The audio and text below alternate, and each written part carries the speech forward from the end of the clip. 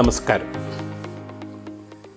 പരീക്ഷയിൽ ഏറ്റവും മികച്ച പ്രകടനം കാഴ്ചവെക്കുവാൻ നിങ്ങളെ പ്രാപ്തരാക്കുന്ന കുറുക്കുവഴികളാണ്, പ്രായോഗിക നിർദ്ദേശങ്ങളാണ്, മാന്ത്രിക തന്ത്രങ്ങളാണ് ഞാൻ നിങ്ങളെ പഠിപ്പിക്കുവാൻ പോകുന്നത്. ഒരു കോളേജിൻ്റെ പ്രിൻസിപ്പളായ ഞാൻ ഒരു യൂണിവേഴ്സിറ്റി പരീക്ഷയ്ക്ക് ശേഷം പരീക്ഷാ ഹാളിൽ നിന്ന് പുറത്തു വന്ന ഒരു പെൺകുട്ടി കരയുന്ന ദൃശ്യമാണ് ഈ വിഷയം നിങ്ങളുടെ മുൻപിൽ അവതരിപ്പിക്കുവാനായിട്ട് എന്നെ പ്രേരിപ്പിച്ചത്. എന്തുകൊണ്ടാണ് ഈ കുട്ടി കരഞ്ഞുകൊണ്ട് പരീക്ഷാ ഹാളിൽ നിന്ന് പുറത്തു വന്നത്? ഞാൻ അന്വേഷിച്ചു. കുട്ടി പറഞ്ഞു, ഞാൻ എല്ലാം പഠിച്ചതായിരുന്നു, പക്ഷേ മറന്നുപോയി. ഇത് മിക്ക കുട്ടികളുടെയും പരാതിയാണ്. പല കുട്ടികളും സങ്കടപ്പെട്ടുകൊണ്ട് അധ്യാപകരുടെ അടുത്തും മാതാപിതാക്കളുടെ അടുത്തും നൽകുന്ന വിശദീകരണമാണിത്. എന്തുകൊണ്ട് പഠിച്ചത് മറക്കുന്നു? മറവിയെപ്പറ്റി, ഓർമ്മയെപ്പറ്റി, ഓർമ്മശക്തിയെപ്പറ്റി വളരെ ആധികാരികമായ ശാസ്ത്രീയ പഠനങ്ങൾ നടത്തപ്പെട്ടിട്ടുണ്ട്. ഈ ശാസ്ത്രീയ പഠനങ്ങൾ കണ്ടെത്തിയത് നാം വായിക്കുന്നതിൻ്റെ 10% മാത്രമേ ഓർക്കാറുള്ളൂ എന്നാണ്. നാം കേൾക്കുന്നതിൻ്റെ 20% മാത്രം, നാം കാണുകയും കേൾക്കുകയും ചെയ്യുന്നതിൻ്റെ 50% മാത്രം, നാം പറയുന്നതിൻ്റെ 70% നാം ഓർത്തിരിക്കും. നാം പറയുകയും ചെയ്യുകയും ചെയ്യുന്നതിൻ്റെ 90% ഓർത്തിരിക്കും. ഈ കണ്ടെത്തലുകൾ എന്താണ് നമ്മെ ബോധ്യപ്പെടുത്തുന്നത്? പുതുതലമുറയിലുള്ള വിദ്യാർത്ഥികൾ പരീക്ഷയ്ക്ക് വേണ്ടി ഒരുങ്ങുന്നത് ഒരേ ഒരു മാർഗം അവലംബിച്ചുകൊണ്ടാണ്. വായിച്ച് പഠിക്കുന്നു. ശാസ്ത്രം പറയുന്നു, വായിച്ച് പഠിക്കുന്നതിൻ്റെ 10% മാത്രമേ ഓർത്തിരിക്കുകയുള്ളൂ, 90% മറക്കും. ഇതാണ് ശാസ്ത്രീയ സത്യമെങ്കിൽ എങ്ങനെ ആത്മവിശ്വാസത്തോടെ പരീക്ഷ എഴുതാം? പഠനം ഒരു കലയാണ്. എങ്ങനെ പഠിക്കണം എന്ന് അറിയാത്തതുകൊണ്ടാണ് പല കുട്ടികളും പരീക്ഷയിൽ തോൽക്കുന്നത്. പഠിക്കാൻ അറിയാത്തതുകൊണ്ടാണ് പല കുട്ടികൾക്കും അവരുടെ കഴിവിനനുസരിച്ച് മാർക്ക് സ്കോർ ചെയ്യാൻ പറ്റാത്തത്. പഠനത്തിൽ ചിട്ടയുണ്ട്, പഠനത്തിൽ ക്രമമുണ്ട്. പഠനം ഏറ്റവും ഫലപ്രദമാക്കുവാനായിട്ടുള്ള ശാസ്ത്രീയ നിർദ്ദേശങ്ങളാണ് ഞാൻ നിങ്ങളുടെ മുൻപിൽ വിളമ്പുന്നത്. പഠിക്കുവാനായി ഒരുങ്ങുന്ന കുട്ടികൾ ഒന്നാമതായിട്ട് അറിഞ്ഞിരിക്കേണ്ടത് പരീക്ഷയ്ക്കായിട്ട് നിർദ്ദേശിക്കപ്പെട്ടിട്ടുള്ള സിലബസാണ്. ആ സിലബസ് ഉറപ്പാക്കിയതിന് ശേഷം രണ്ടാമതായിട്ട് പരിശോധിക്കേണ്ടത് ഈ സിലബസിൻ്റെ അടിസ്ഥാനത്തിൽ വർഷങ്ങളായിട്ട് വന്നിട്ടുള്ള ചോദ്യങ്ങൾ എങ്ങനെയുള്ളതാണ് എന്ന് കണ്ടുപിടിക്കുക എന്നതാണ്. Question pattern. മൂന്നാമതായി ഈ സിലബസ് പ്രകാരം മുൻ വർഷങ്ങളിൽ ചോദിച്ചിട്ടുള്ള ചോദ്യപേപ്പറിലെ ചോദ്യങ്ങളുടെ പാറ്റേൺ അടിസ്ഥാനമാക്കി നോട്ട് തയ്യാറാക്കുക എന്നതാണ്. ഈ തയ്യാറാക്കപ്പെട്ടിട്ടുള്ള നോട്ട് മനസ്സിലാക്കുക എന്നതാണ് അടുത്ത സ്റ്റെപ്പ്.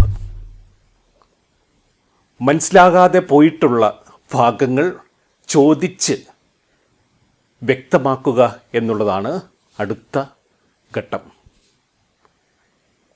ഈ പ്രാഥമിക ഘട്ടം പൂർത്തിയായെങ്കിൽ മാത്രമേ നിർണായകമായിട്ടുള്ള അടുത്ത ഘട്ടങ്ങളിലെ നമ്മുടെ പ്രയത്നം ഫലപ്രദമാവുകയുള്ളൂ.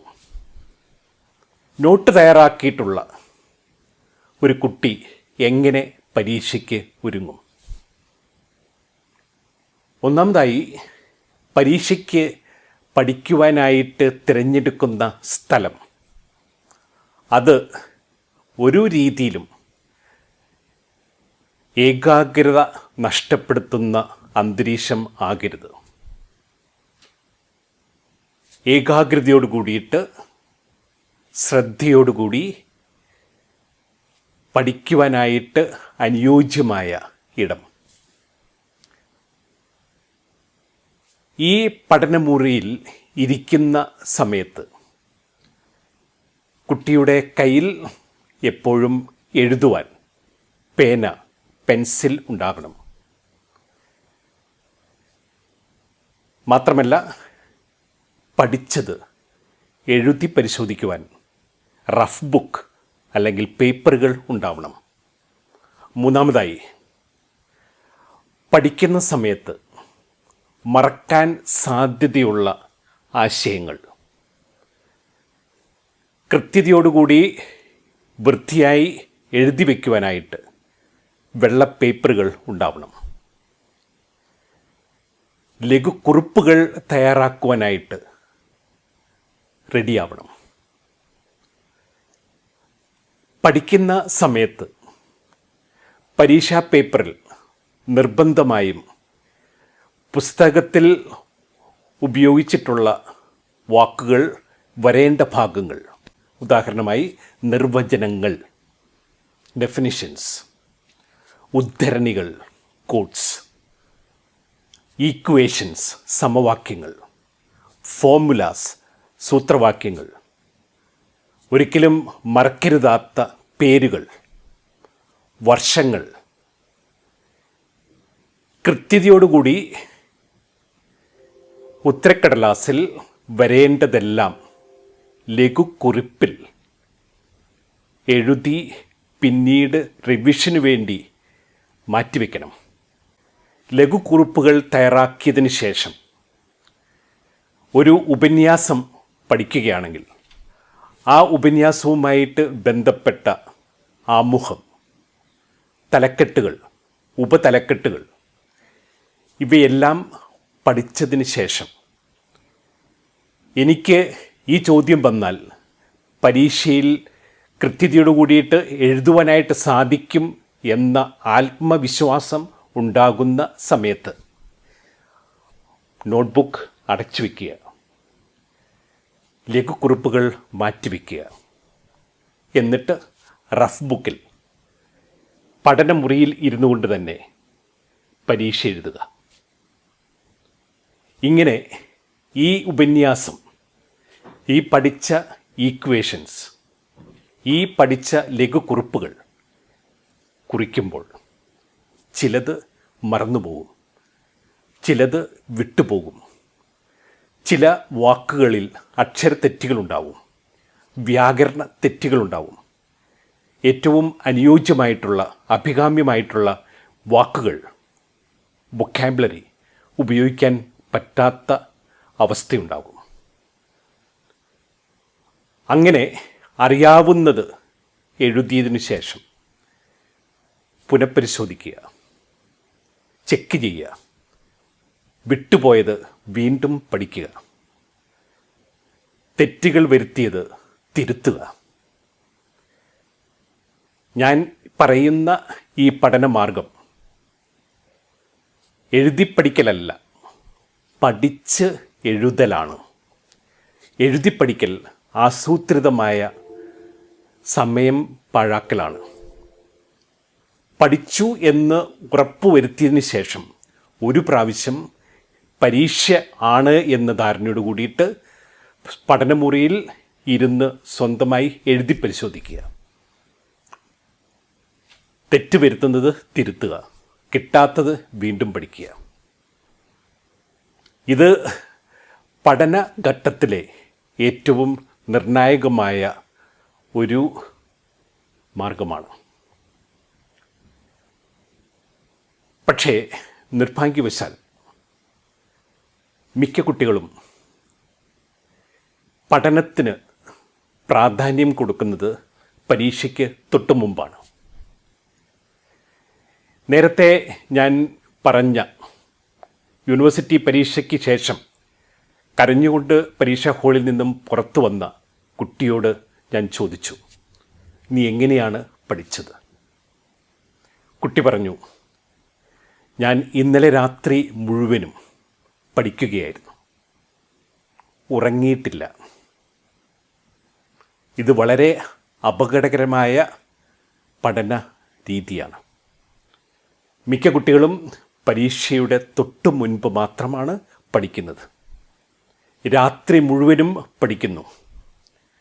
രാത്രി മുഴുവനും പഠിച്ച കുട്ടി അവളുടെ മസ്തിഷ്കത്തെ, ബ്രെയിനിനെ പരമാവധി ചൂഷണം ചെയ്ത് പരീക്ഷാ സമയത്ത് വർക്ക് ചെയ്യാൻ പറ്റാത്ത അവസ്ഥയാക്കുകയാണ് ചെയ്യുന്നത്. പരീക്ഷ എഴുതുന്ന കുട്ടിയുടെ ബ്രെയിൻ വർക്ക് ചെയ്യേണ്ടത് പരീക്ഷാ സമയത്താണ്. പരീക്ഷാ സമയത്ത് വർക്ക് ചെയ്യണമെന്നുണ്ടെങ്കിൽ ബ്രെയിനിന് വിശ്രമം അനിവാര്യമാണ്. അതിനാൽ ബ്രെയിൻ ഫ്രഷാക്കിയെടുക്കുവാൻ, പരീക്ഷാ സമയത്ത് ബ്രെയിൻ ഫ്രഷാക്കിയെടുക്കുവാൻ തലേദിവസം രാത്രി ഏറ്റവും ചുരുങ്ങിയത് 6 മണിക്കൂർ വിശ്രമിക്കുക. കുട്ടി കരയുവാനായിട്ടുള്ള ഒന്നാമത്തെ കാരണം തലേദിവസം രാത്രി മുഴുവനും ഉറങ്ങാതെ പഠിച്ചു എന്നതാണ്. രണ്ടാമതായിട്ട് ആ കുട്ടിയോട് ഞാൻ ചോദിച്ചു, നീ ലഘുക്കുറിപ്പുകൾ തയ്യാറാക്കാറുണ്ടോ? ഇല്ല. എന്തിന് ലഘുക്കുറിപ്പുകൾ തയ്യാറാക്കണം? പരീക്ഷ എഴുതുന്ന പൊതുവെ എല്ലാ കുട്ടികളുടെയും പരാതിയാണ് മറവി. മറവി എല്ലാവർക്കും ഒരു പ്രശ്നമാണ്. മറവിക്കുള്ള ഏറ്റവും ഫലപ്രദമായ മറുമരുന്ന് എന്താണ്? പരീക്ഷാ ഹാളിൽ പ്രവേശിക്കുന്നതിന് മുൻപ് പഠിച്ചത് മുഴുവനും ഒന്നുകൂടി ഓടിച്ചു നോക്കുവാനായിട്ട് സാധിക്കണം. ലഘുക്കുറിപ്പ് തയ്യാറാക്കിയിട്ടില്ലാത്ത ഒരു വിദ്യാർത്ഥിക്ക്, ഒരു വിദ്യാർത്ഥിനിക്ക് പരീക്ഷയ്ക്ക് തൊട്ട് മുമ്പുള്ള അരമണിക്കൂർ കൊണ്ട്, 1 മണിക്കൂർ കൊണ്ട് മുമ്പ് ആഴ്ചകളായി പഠിച്ചത് മുഴുവനും ഓടിച്ചു നോക്കുവാൻ സാധിക്കുകയില്ല. അപ്പം അതുകൊണ്ട് ലഘുക്കുറിപ്പുകൾ ഈ പ്രശ്നം പരിഹരിക്കുന്നു. മറക്കുവാൻ സാധ്യതയുള്ളത് മുഴുവനും ഈ ലഘുക്കുറിപ്പിലുണ്ട്. നിർബന്ധമായും പൂർണ്ണതയോടുകൂടി ഉറപ്പാക്കേണ്ട നിർവചനങ്ങൾ, ഡെഫിനിഷൻസ് കുറിപ്പിലുണ്ട്.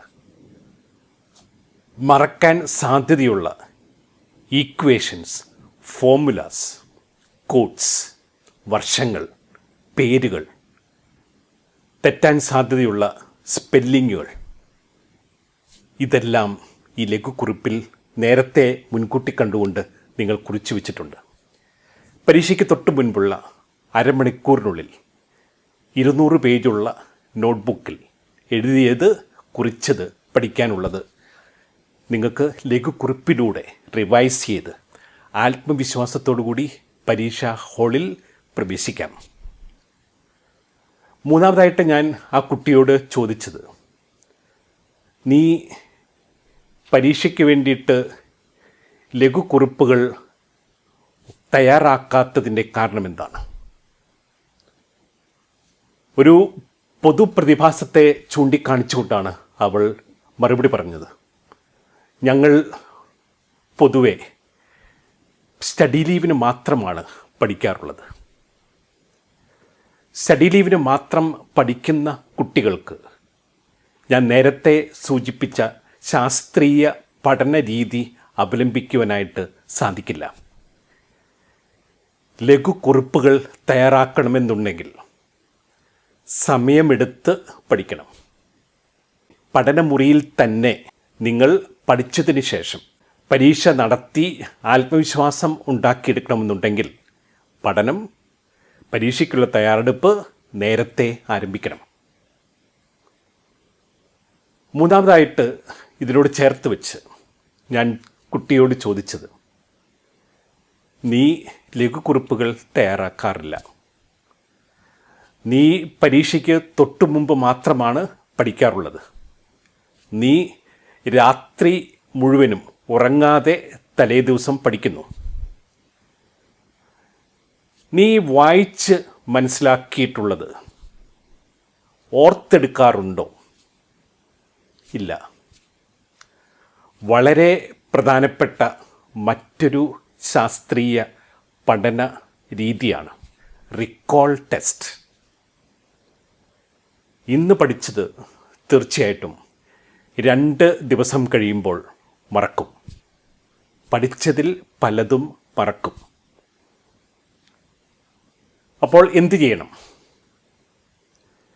ഇന്ന് പഠിച്ചത് 2 ദിവസം കഴിയുമ്പോൾ കുളിച്ച് ഫ്രഷായി പഠനമുറിയിൽ വന്ന് പഠനം ആരംഭിക്കുന്നതിന് മുൻപ് നിങ്ങൾ സ്വസ്ഥമായി ഇരുന്ന് ഏകാഗ്രതയോട് കൂടിയിട്ട് ഉടനടി പുസ്തകം എടുക്കാതെ, നോട്ട്ബുക്ക് എടുക്കാതെ കണ്ണടച്ച് ഓർത്തെടുക്കുക. 2 ദിവസം മുൻപ് പഠിച്ചത് മുഴുവനും ഓർത്തെടുക്കുക. ഒരു ഉപന്യാസം, ഒരു തിയറമിലെ സ്റ്റെപ്പുകൾ, അങ്ങനെ ഓർത്തെടുക്കുമ്പോൾ ചിലത് കിട്ടാതെ വരും. കിട്ടാതെ വരുന്നത് ലഘുക്കുറിപ്പെടുത്ത് ഒന്നുകൂടെ പഠിക്കുക.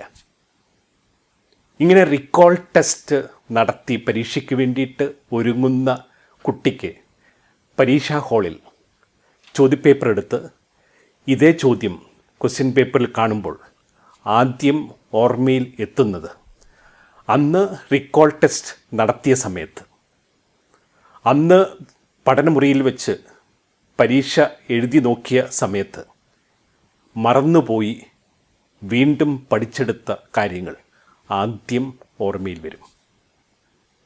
ബാക്കിയുള്ളവ തീർച്ചയായിട്ടും മനസ്സിൽ പതിഞ്ഞിട്ടുണ്ടാവും. ഈ ഒരു പ്രക്രിയയിലൂടെ കടന്നു പോകാത്ത കുട്ടികൾക്ക് ആദ്യ പരീക്ഷയിൽ പഠനമുറിയിൽ വെച്ച് ഉണ്ടായ അനുഭവം പരീക്ഷാ ഹാളിൽ വെച്ചുണ്ടാകും. റിക്കോൾ ടെസ്റ്റ് നടത്തിയ സമയത്ത് ഉണ്ടായ അനുഭവം പരീക്ഷാ ഹാളിൽ വെച്ച് ഉണ്ടാകും. Prevention is better than cure. അപ്പോൾ റിക്കോൾ ടെസ്റ്റ് അത് മറവിക്ക് ഏറ്റവും ഫലപ്രദമായ പരിഹാര മാർഗമാണ്. ശാസ്ത്രീയ പഠനങ്ങൾ ചൂണ്ടിക്കാണിക്കുന്ന മറ്റൊരു മാർഗമുണ്ട്, മറക്കാതിരിക്കാനായിട്ടുള്ള മാർഗം. നീ പഠിച്ചത് മറ്റൊരു കുട്ടിയെ പഠിപ്പിക്കുക. പല കുട്ടികളും തെറ്റിദ്ധരിക്കുന്നുണ്ട്, ഞാൻ പഠിച്ചത് മറ്റൊരാളെ പഠിപ്പിക്കുന്നത് എനിക്ക് വേസ്റ്റാണ്, ടൈം വേസ്റ്റാണ് എന്ന്. അത് തെറ്റായ നിഗമനമാണ്. ഞാൻ പഠിച്ചത് മറ്റൊരാളെ പഠിപ്പിക്കുമ്പോൾ അത് മനസ്സിൽ എന്നേക്കുമായി പതിക്കപ്പെടുന്നു. പരീക്ഷാ ഹാളിൽ പരീക്ഷ എഴുതുമ്പോൾ മറ്റൊരാളെ പഠിപ്പിച്ച ഒരു കുട്ടിക്ക് കൃത്യതയോട് കൂടിയിട്ട് മറക്കാതെ ഉത്തരപ്പേപ്പറിൽ ഉത്തരങ്ങൾ എഴുതുവാനായിട്ട് സാധിക്കും. അതിനാൽ ക്ലാസ്സിലുള്ള പഠിക്കാനായിട്ട് ബുദ്ധിമുട്ടുന്ന, മനസ്സിലാക്കാൻ ഒത്തിരിയേറെ സമയം വിശദീകരണം അനിവാര്യമുള്ള സഹപാഠികളെ പഠിപ്പിക്കുക. സ്റ്റഡി ലീവ് സമയത്ത് അവർക്ക് വേണ്ടിയിട്ട് സമയം മാറ്റിവെക്കുക. അതിൻ്റെ ഗുണം പരീക്ഷ സമയത്ത് നിങ്ങൾക്കുണ്ടാവും. പരീക്ഷയിൽ ഒരു വിഷയത്തിന് തോറ്റ ഒരു കുട്ടിയുടെ അടുത്ത് ഞാൻ ചോദിച്ചു, നീ എന്തുകൊണ്ടാണ് തോറ്റത്? പരീക്ഷാ റിസൾട്ട് വരുന്നതിന് മുൻപ് കുട്ടി പറഞ്ഞു, എനിക്ക് മികച്ച മാർക്കുണ്ടാകും. കുട്ടി പറഞ്ഞു, ഞാൻ തോൽക്കാൻ കാരണം എൻ്റെ പേപ്പർ കൃത്യമായിട്ട് പരീക്ഷാ പേപ്പർ നോക്കിയ ആൾ പരിശോധിക്കാത്തത് കൊണ്ടാണ്. അതിന് കാരണം എന്താണ്? കയ്യക്ഷരം. എന്ത് എന്നതിനോടൊപ്പം എങ്ങനെ എന്നുള്ളതും തുല്യ പ്രാധാന്യം അർഹിക്കുന്ന ചോദ്യമാണ്. ഉള്ളടക്കത്തോടൊപ്പം അവതരണ രീതിക്കും തുല്യ പ്രാധാന്യമുണ്ട്. കയ്യക്ഷരം മോശമുള്ള, മറ്റുള്ളവർക്ക് വായിക്കാനായിട്ട് മനസ്സിലാക്കാനായിട്ട് ബുദ്ധിമുട്ടുള്ള ശൈലിയിൽ എഴുതുന്ന ഉത്തരക്കടലാസിൽ ഉത്തരമുണ്ടെങ്കിലും മാർക്ക് കിട്ടാനായിട്ടുള്ള സാധ്യത വളരെ ശുഷ്കമാണ്. ഒരു വിദ്യാർത്ഥിയുടെ പരീക്ഷാ പേപ്പർ പരിശോധിക്കുന്നത് ആ വിദ്യാർത്ഥിയെ പഠിപ്പിക്കുന്ന അധ്യാപികയോ അധ്യാപകനോ അല്ല. അത് യൂണിവേഴ്സിറ്റി പരീക്ഷയാകട്ടെ, SSLC പരീക്ഷയാകട്ടെ, +2 പരീക്ഷയാകട്ടെ. മറ്റൊരു കോളേജിലെ, മറ്റൊരു സ്കൂളിലെ കുട്ടിയെ പരിചയമില്ലാത്ത അധ്യാപകനാണ്, അധ്യാപികയാണ് പേപ്പർ പരിശോധിക്കുന്നത്. അതിനാൽ ഉത്തരങ്ങൾ ആയാസരഹിതമായി മനസ്സിലാക്കിയെടുക്കുവാനായിട്ട് സഹായകരമായ നിലവാരം പുലർത്തുന്ന കയ്യക്ഷരം ഉറപ്പാക്കുക എന്നുള്ളത് മാർക്ക് സ്കോർ ചെയ്യാൻ ആഗ്രഹിക്കുന്ന, പരീക്ഷയിൽ ജയിക്കുവാൻ ആഗ്രഹിക്കുന്ന എല്ലാവരും ഉറപ്പുവരുത്തേണ്ട ഉത്തരവാദിത്തമാണ്. കയ്യക്ഷരം, അവതരണം നിർണായക ഘടകമാണ്. പരീക്ഷയിൽ ഉന്നത വിജയം സ്വപ്നം കാണുന്ന എല്ലാവർക്കും ഒന്നാമതായിട്ട് ഉണ്ടാകേണ്ടത് പഠനത്തോട്, പഠിക്കുന്ന വിഷയത്തോടുള്ള പാഷനാണ്. വിജയത്തിൻ്റെ സൂത്രവാക്യം ഇതാണ്: success is equal to aspiration plus perspiration plus inspiration. Aspiration, വലിയ സ്വപ്നം, ലക്ഷ്യം, ടാർഗറ്റ്, ഗോൾ. ജീവിതത്തിൽ സ്വപ്നം ഉള്ളവന്, സ്വപ്നം നെഞ്ചിലേറ്റിയവർക്ക് തീർച്ചയായിട്ടും പഠനവുമായിട്ട് ബന്ധപ്പെട്ട വെല്ലുവിളികൾ ത്രില്ലിംഗ് അനുഭവങ്ങളായിട്ട് മാറും. സ്വപ്നങ്ങളില്ലാത്ത കുട്ടിക്ക് പഠനം എപ്പോഴും അസഹനീയമായ, ബുദ്ധിമുട്ടുണ്ടാക്കുന്ന ഒരു തടസ്സമായി എന്നും നിലനിൽക്കും. ഒന്നാമതായിട്ട് വേണ്ടത് പാഷനാണ്, ജീവിതത്തിൽ സ്വപ്നമാണ്. A dream is not what you see when you sleep. Dream is what does not let you sleep. Abdul Kalam പറഞ്ഞതാണ്. രാത്രിയിൽ നമ്മൾ ഉറക്കത്തിൽ കാണുന്നതല്ല സ്വപ്നം, നമ്മെ ഉറങ്ങുവാൻ അനുവദിക്കാത്തതെന്തോ അതാണ് സ്വപ്നം. രണ്ടാമതായി പെർസ്പിരേഷൻ. സ്വപ്നം, ഗോൾ, ടാർഗറ്റ്, ഡ്രീം ഉണ്ടായാൽ മാത്രം പോരാ. ആ സ്വപ്ന സാക്ഷാത്കാരത്തിന് വേണ്ടി ഭഗീരഥ പ്രയത്നം അനിവാര്യമാണ്, കഠിന അധ്വാനം ആവശ്യമാണ്. അത് എങ്ങനെ സാധിക്കും? സ്റ്റീഫൻ കോവേ അദ്ദേഹം എഴുതിയ ഏറ്റവും കൂടുതൽ വിറ്റഴിക്കപ്പെട്ടിട്ടുള്ള പുസ്തകങ്ങളിൽ ഒന്നായ 7 habits of highly effective people എന്ന പുസ്തകത്തിൽ പ്രതിപാദിക്കുന്നുണ്ട്. ഒന്നാമത് വേണ്ടത് begin with the end in mind. ഒടുക്കം കണ്ടുകൊണ്ടുള്ള തുടക്കം, തുടർച്ച. നമ്മളെ നിയന്ത്രിക്കേണ്ടത് നമ്മുടെ ലക്ഷ്യമാണ്, നമ്മുടെ സ്വപ്നമാണ്. ആ സ്വപ്ന സാക്ഷാത്കാരത്തിനു വേണ്ടി പലതും ത്യജിക്കേണ്ടി വരും. ഉറക്കം. സാധാരണ മറ്റുള്ളവർ എപ്പോഴും കൊതിക്കുന്ന എൻജോയ്മെൻറ്റ്സ്. കഠിനാധ്വാനം. മൂന്നാമതായിട്ട് കഠിനാധ്വാനത്തോടൊപ്പം വേണ്ടത് ഇൻസ്പിരേഷൻ, ദൈവ അനുഗ്രഹം, ഈശ്വരൻ്റെ കൃപ. പല കുട്ടികളും പരീക്ഷയ്ക്ക് തൊട്ടു മുൻപ് കൂടുതൽ സമയം ചിലവഴിക്കുന്നത് പള്ളികളിലാണ്, അമ്പലങ്ങളിലാണ്, മോസ്കുകളിലാണ്. ഈശ്വരനോട് പ്രാർത്ഥിക്കുന്നു. ഒരു ലോട്ടറി അടിക്കണമേ എന്ന് ഈശ്വരൻ്റെ പക്കൽ നിരന്തരമായിട്ട് പ്രാർത്ഥിച്ചുകൊണ്ടിരുന്ന ഒരു യുവാവിൻ്റെ അടുക്കൽ ഈശ്വരൻ ഒരിക്കൽ പ്രത്യക്ഷപ്പെട്ടിട്ട് അവനോട് പറഞ്ഞു, നീ നിരന്തരമായി എന്നോട് യാചിക്കുന്നു, ലോട്ടറി അടുപ്പിച്ച് തരണമേ എന്ന്. പക്ഷേ ഞാൻ നിസ്സഹായനാണ്.